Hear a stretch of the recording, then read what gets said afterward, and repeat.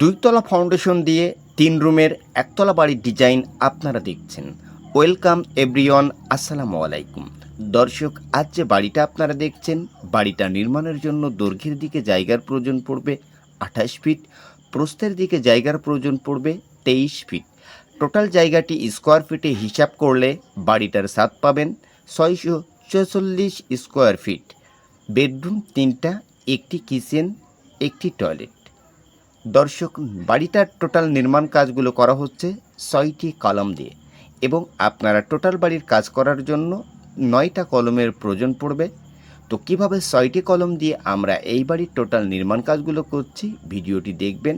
এবং আপনার বাজেট কম থাকলে এই ভিডিওটি শেষ পর্যন্ত দেখলে কম বাজেটের মধ্যে দুইতলা ফাউন্ডেশন করে গ্রামের ভিতর কিভাবে একতলা বাড়ি নির্মাণ করা হয় কম বাজেটের মধ্যে, সেই তথ্যটি সুন্দরভাবে বুঝে নিতে পারবেন। দর্শক, আমরা যে বিল্ডিংয়ের টোটাল নির্মাণ কাজগুলো করছি, কেন কলম বাড়ির ছাদ না দিয়ে এভাবে গাঁথনি করে নির্মাণ কাজগুলো করছি। বাজেট কম থাকলে এভাবে এই বিল্ডিংয়ের টোটাল নির্মাণ কাজগুলো করবেন, খরচ অনেক কম হবে, বিল্ডিংয়ের টোটাল কাজগুলো মজবুত হবে। দর্শক, এই বিল্ডিংয়ের সামনের দিকে আছে একটি বেডরুম, একটি কিচেন এবং অসংখ্য বড় সড়ো ডাইনিং। মেন গেটের সামনে 2টা প্লার দেওয়া হচ্ছে ল্যান্ডিংয়ের জন্য। মেন গেটের সাইজ 8 ফিট। দর্শক, বাড়িটার ভিতরে প্রবেশ করে কোথায় কিভাবে বাড়িটার টোটাল ফাউন্ডেশন করা হয়েছে সে বিষয়টি বুঝবেন, টোটাল ফ্লোর প্ল্যানটি ভিজিট করবেন।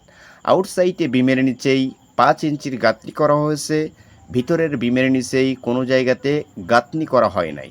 সেই ক্ষেত্রে কিন্তু অনেক ইট সেভ হয়েছে। 3000 ইট কম লেগেছে গাঁথনির জন্য 5 ইঞ্চির গাঁথনি দেওয়ার ক্ষেত্রে।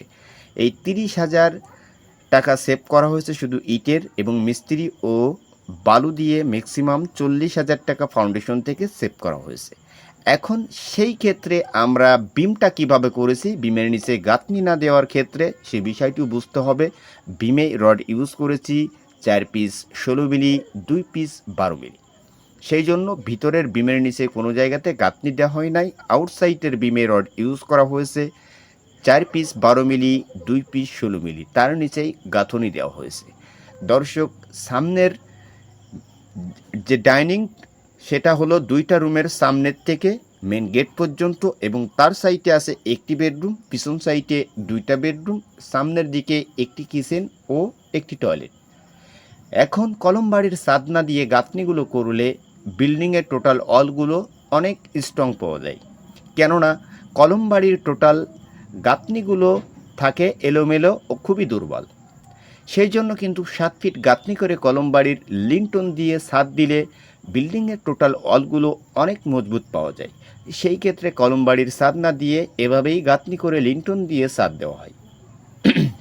এবং এভাবে টোটাল নির্মাণ কাজগুলো করলে আপনি রড মিস্ত্রিকে অনেক টাকা কম দিতে পারবেন, এবং রাজমিস্ত্রি ভাইরা যখন আপনার বিল্ডিংয়ের গাঁথনির কাজগুলো করবে অতি দ্রুত গাঁথনির কাজ কমপ্লিট করতে পারবে। দর্শক, টোটাল কাজগুলো ফলো করবেন। পিছনের 2টা রুমের সাইজ 14 ফিট বাই 12 ফিট। পিছনের 2টা রুমে রাখা হয়েছে 2টা করে জানালা। এখন সামনের দিকের যে কিচেন সেটা দেখবেন, এবং তার সাইডে একটি টয়লেট সেটাও দেখবেন। দেখে নিন, একটি রুমকে করা হয়েছে একটি টয়লেট ও কিচেন, এবং এই সেম কাজটি পাশে আছে একটি বেডরুম। দর্শক, এই বাড়ির টোটাল কাজের জন্য খরচ 5.5 লক্ষ টাকা। এই পর্যন্ত কাজের জন্য বাড়িটার টোটাল ছাদ দেওয়া পর্যন্ত খরচ যাবে 9 লক্ষ থেকে 10 লক্ষ টাকা।